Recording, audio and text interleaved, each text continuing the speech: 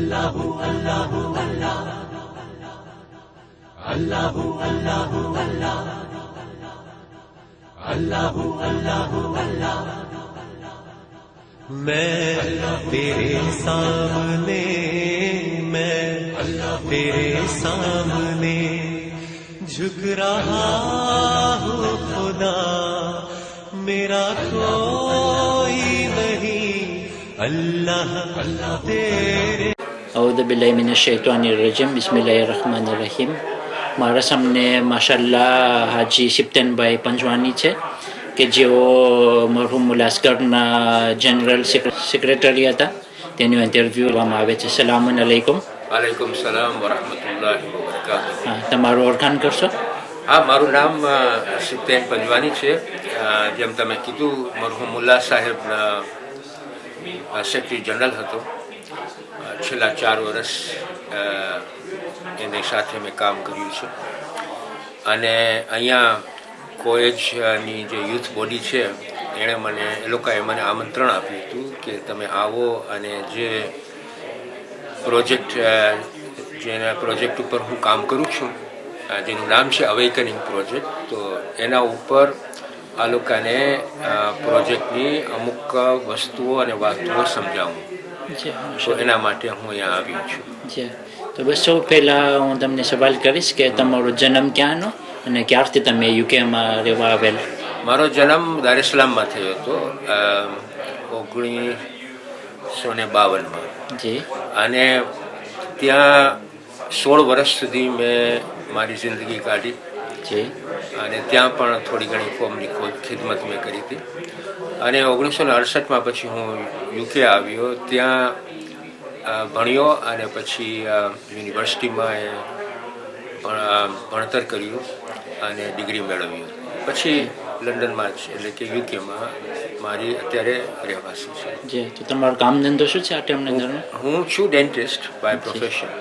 જી, માશાલ્લાહ. તમને કેટલી ઓલાદ? 2 દીકરાઓ અને 1 દીકરી. જી, માશાલ્લાહ. બસ હવે માશાલ્લાહ તમે આ કોમની ખિદમતો કરો છો, તો બસ હવે મને જાણો તો કે તમે શું કરો છો આ ટાઈમના અંદરમાં? અત્યારે તો મેં તમને સમજાવ્યું કે આજે છેલ્લા 3 વર્ષથી આ એક પ્રોજેક્ટ જે આપણે એના ઉપર કામ કરીએ છીએ, નામ છે અવેકનિંગ પ્રોજેક્ટ. મતલબ કે એક જાતની જાગૃતિ કોમમાં લઈ આવવી જોઈએ કે આજના જમાનાના ચેલેન્જીસ ક્યાં છે એને આપણને સમજવા જોઈએ, ઓળખવા જોઈએ. અને એ સમજીને પછી આપણને વિચારણા કરવું જોઈએ કે ભાઈ કોમ્યુનિટી પાસે જે આપણા ઇન્સ્ટિટ્યુશનો છે એ આ ચેલેન્જીસને ઓવરકમ કરી શકે, સોલ્યુશન આપી શકે. તો એના ઉપર આપણે આ કામ કર્યું છે. અને પેપરે કાઢ્યું હતું અને અમુક વિડીયોઝ જે છે. અને આજે મને આ લોકોએ આપણા જવાનિયાઓએ ઓપોર્ચ્યુનિટી આપી કે એ લોકોને હું સમજાવું કે આજના ચેલેન્જીસ ક્યાં છે. અને જે આપણા ઇન્સ્ટિટ્યુશનો છે, જેમ કે આપણી ફેમિલી, આપણા મદ્રસા અને આપણું મેમ્બર, આ 3 ઇન્સ્ટિટ્યુશન જે આજના ચેલેન્જીસ છે એના ઉપર સોલ્યુશન્સ આપવું જોઈએ અને કેવા જાતના સોલ્યુશન્સ આપવું જોઈએ અને કેવી રીતે આપવું જોઈએ.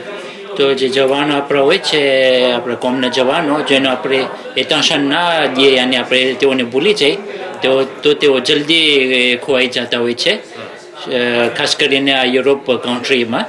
તો તમે એ બારામાં શું તમે સોલ્યુશન તમને દેખાય છે? નહીં, તમે બિલકુલ સાચી વાત કરી કે આપણા છોકરાઓ, જવાનિયાઓ જો અત્યારના જમાનાના જે ચેલેન્જીસ છે, જો એના સોલ્યુશન્સ જો આપણે એ લોકોને સરખી રીતે સમજાવી નહીં શકીએ, પહેલાં તો એ લોકોને જે તકલીફો છે એ તકલીફો આપણે હટાવી નહીં શકીએ, તો પછી તમે જે વાત કરી એમ જવાનિયા આપણી કોમમાંથી કે ઈમાનમાંથી કે રિલિજનમાંથી હટી જશે. તો એ સાચી વાત છે. અત્યારની જે ચેલેન્જ, મોટામાં મોટી ચેલેન્જ છે એ આઈડિયાઝની ચેલેન્જ છે કે કેના આઈડિયાઝ જવાનિયાના જે પ્રશ્નો છે એ પ્રશ્નના સોલ્વ કરે છે.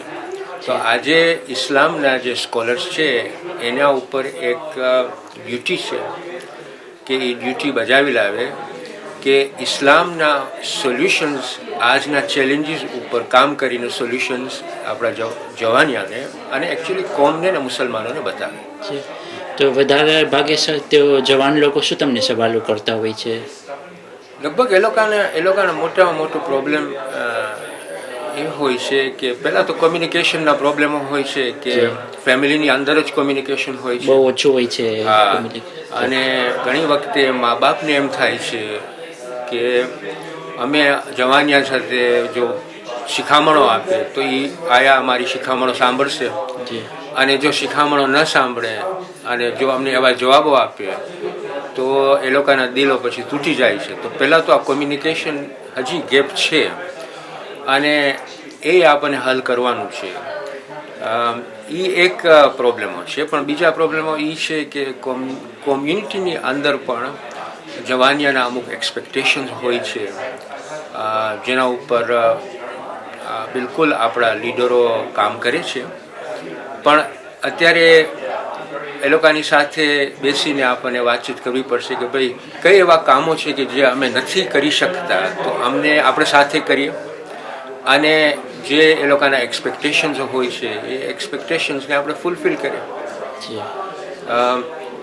અને ત્રીજું એમ કે એ લોકોને અમુક મોટા પ્રોબ્લેમો હોય છે બીજા, કે જેમ કે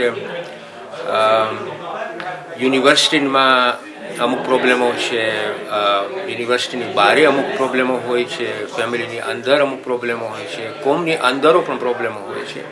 તો એ પ્રોબ્લેમો એ લોકોને આપણને મદદ કરવી જોઈએ સોલ્વ કરવા માટે. જાણે કે જે લોકોને સાથ આપવો જોઈએ, આપણને ઘણો સાથ આપવો જોઈએ. મોટામાં મોટો પ્રોબ્લેમ તો એ છે કે એ લોકોના અમુક એક્સપેક્ટેશન્સ હોય છે, અને એક્સપેક્ટેશન્સ જેમાં એટલે એવા એક્સપેક્ટેશન નહીં કે આપણે ફૂલફિલ નથી કરી શકતા, એટલું કે આપણે એ લોકોને સાંભળીએ અને આપણે સાંભળીને એ લોકોના જે એક્સપેક્ટેશન છે એ એક્સપેક્ટેશનને આપણે જરાક ગતિ આપીએ, હેલ્પ કરીએ.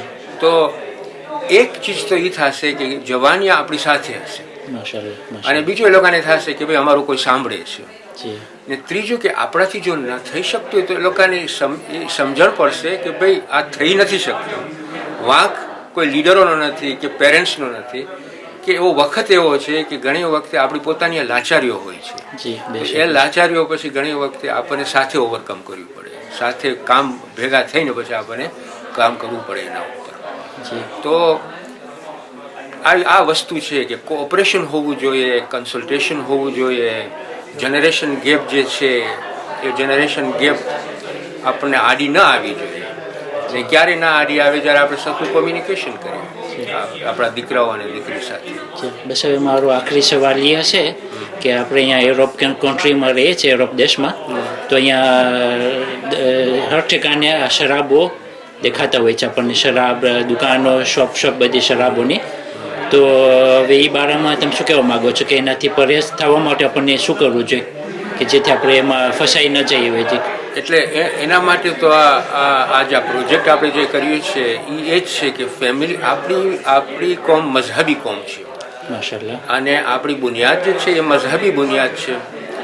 તો આપણને એ વિચાર કરવું પડે કે આપણી કોમમાં એ કઈ જાતની કઈ ઇન્સ્ટિટ્યુશનો છે કે જે મઝહબને મજબૂત બનાવી શકે છે. તો 3 ઇન્સ્ટિટ્યુશન એ છે કે ફેમિલી, મદ્રેસા અને મિંબર. આ 3 ઇન્સ્ટિટ્યુશન જો આપણે મજબૂત બનાવીએ તો આપણી કોમમાં સંગઠન રહે અને કોમ ટકી શકે. હવે જ્યારે આ ચેલેન્જીસ જે તમે અત્યારે ડિસ્ક્રાઇબ કર્યા જો આવતા હોય તો એનો મતલબ એમ કે ઈમાન વધારવાની અને ઈમાન તાકાત બનાવવાની, ઈમાનને સ્ટ્રોંગ બનાવવાની જરૂર છે. તો એ કેવી રીતે આપણે સ્ટ્રોંગ બનાવશું? આપણે જ્યારે આપણું ફેમિલી રિલેશનશિપ્સ બરાબર હશે, કોમમાં મિમ્બરો સૂચનાઓ બરાબર આપી શકતા હશે અને સરખી સૂચનાઓ આપી શકીએ, અને મદ્રેસાઓમાં સરખી તાલીમ મળી શકીએ. જો આ 3 સાથે કામ કરીએ તો આપણા છોકરાઓ જરૂર આવી વસ્તુઓથી બચી શકશે. તો 3 ઇન્સ્ટિટ્યુશનને સરખી રીતે અને એકતાથી કામ કરવું પડશે.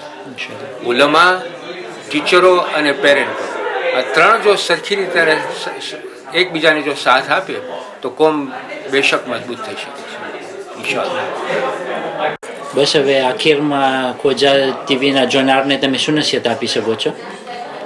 પહેલી વસ્તુ તો મારે કહેવી પડશે કે હું બહુ ખુશી થયો છું કે તમે અને આપણી પાસે ને આપણી કોમ પાસે આ એક ટીવી છે જેને આપણે ખોજા ટીવી કહે છે. જી ખોજા ટીવી જે કામ કરી રહ્યું છે અને એની જે ભાષા છે એ ગુજરાતી છે. જી અને એટલીસ્ટ આપણે કહી શકીએ કે ખોજા ટીવી થકી આપણે આપણું ગુજરાતીપણું બાકી રાખ્યું છે. જી તો નસીહતની જ્યારે તમે વાત કરો છો તો મને એમ થાય છે કે આપણને 4 ચીજો આપણી જિંદગીમાં ભૂલવી ન જોઈએ. જી પહેલી જે વસ્તુ છે એ આપણી માને કોઈ દિવસ ભૂલવી ન જોઈએ, કારણ કે બેશક, માં આપણને જન્મ આપ્યો છે. જી બીજું કે આપણી માતૃભાષા જે ગુજરાતી છે એને ભૂલવી ન જોઈએ, કારણ કે જ્યારે માં એના બચ્ચાને જન્મ આપે છે ત્યારે કેટલા પ્યારથી એ પોતાની માતૃભાષાથી એના દીકરાને અને દીકરીને પ્યાર આપે છે. આ માતૃભાષા છે જે આપણે કલ્ચરને જાળવી રાખે છે. અને ખોજા ટીવીનું જે ભાષા છે એ ગુજરાતી છે. માશાલ્લાહ. ત્રીજી વસ્તુ જે છે એ છે માતૃ સમાજ. જેમ કે આપણી જમાતો, જી એને આપણે માતૃ સમાજ કહીએ છીએ. માતૃ સમાજને આપણે ભૂલવી ન જોઈએ, કારણ કે એ આપણને પ્રોટેક્શન આપે છે. જી બેશક. આપણે જ્યારે આપણી જિંદગી પસાર કરતા હોય છે તો આપણી જમાતો, આપણી કોમ આપણને કેટલું પ્રોટેક્શન આપતી જાય છે. અને ચોથી વસ્તુ છે એ આપણો પાલનહાર અલ્લાહ સુબ્હાનહુ વ તઆલા, એને તો કોઈ દિવસ ભૂલવું ન જોઈએ, કારણ કે છેલ્લે બાકી તો આપણે એની પાસે જ જવું પડશે. સવાલ એ છે કે આપણે કઈ હાલતમાં એની પાસે પહોંચીએ, પણ જો તકવા હશે તો ઇન્શાઅલ્લાહ આપણી હાલત સારી હશે. બસ તમારો ઘણો ઘણો શુક્રિયા. ઇન્શાલ્લાહ બસ અમે દુઆ કરીએ છીએ કે જે તમારો જે મિશન છે એમાં તમે કામયાબ થાઓ ઇલાહી અને વાપસ આપણી મુલાકાત થાય એવી અમારી દિલની દુઆ છે. અસલામુ અલૈકુમ વરહમતુલ્લાહિ વબરકાતુહુ. વાલેકુમ સલામ વરહમતુલ્લાહિ